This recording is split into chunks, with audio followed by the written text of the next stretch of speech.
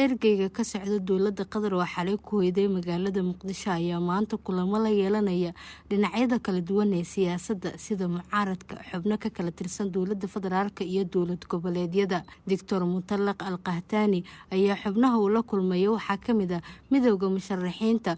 kulankan oo caawa ka dhacay hotelka Dikali ayaa noqon doona kii ugu horeeyay ee mas'uul sare oo ka socda Qatar oo la yeeshay mucaaradka dowladda. Ergeygan gaarka ah wasiirka arrimaha dibadda Qatar u qaabilsan la dagaalanka argagixisada iyo dhexdhexaadinta khilaafaadka ayaa shalay soo gaaray magaalada Muqdisho.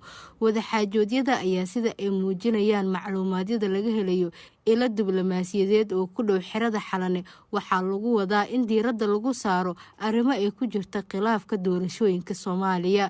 ka hor socdaalkiisa Muqdisho Dr. Mutallaq Al-Qahtani ayaa xarunta Somaliland ee Hargeysa kula kulmay wasiir ku-xigeenka arrimaha dibadda ee Somaliland Liibaan Yuusuf Cismaan lamana soo bandhigin faahfaahinta wadaxaajoodkii dhexmaray. Qatar ayaa gacan saar weyn la leh maamulka waqtiga ka dhacay ee farmaajo balse warar aan la xaqiijin waxay xusayaan inay suurtagal tahay inay u dabacday cadaadiska kaga imaanaya gudaha wadanka iyo dibadda.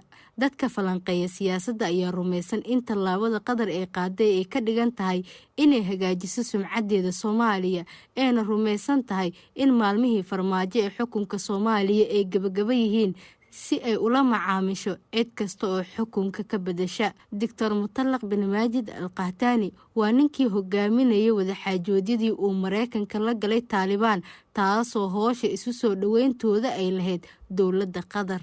Faa'is Cabdi Warsamo, warbaahinta Nation.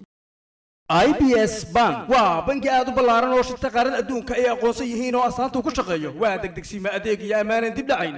IBS Bank intaas oo qoramahan adeegyada aad ka helayso IBS Bank imanka waxay soo kordhiyeen Dalmar Wall Elite Mastercard haddaad Aasiya joogtay Asia aad u socdaasho ama Yurub eeriyadeedii Europa aad dhex marayso ama America aad u safrayso halkaad joogta adduunka adigoon bangi aadin Dalmar Wall Elite Mastercard akoonkaaga ayaad ka isticmaali kartaa ee iminka kale u doono IBS Bank. Dalmar Elite Mastercard waxa ku isticmaali boqol konton iyo afar wadan iyo in ka badan 450 magaalo oo caalamka ah. sidoo kale raboorada caalamiga ah adiga iyo qofka kula socdaba waxaad qaybta VIP lounge aad ku helaysaan si free ah. Dalmar Elite Mastercard waxaad uga maarmi doontaa inaad tagto bangi wuxuuna kuu fududeyn doonaa ganacsigaaga goob kasta ka joogta dunida. waxa kale oo aad ka heli kartaa IBS Bank Dalmar Mastercard oo loogu talagalay haweenka adigoo heli doona discount 20% waxaadna ka helaysaa ganacsiyada bahwadaagta la ah IBS Bank. kulmiye Mastercard waxa loogu talagalay ardayda wax barata. Kaafiya Mastercard waxa loogu talagalay ganacsatada kuwa yaryar iyo kuwa heerka dhexe ah. adeega 3D Secure oo kugu soo dhici doona mobilka ama emailka. waxa kale oo IBS Bank aad ka helaysaa mobile bank iyo online bank. IBS Bank kala xiriir lambarka shaashada kaaga muuqda.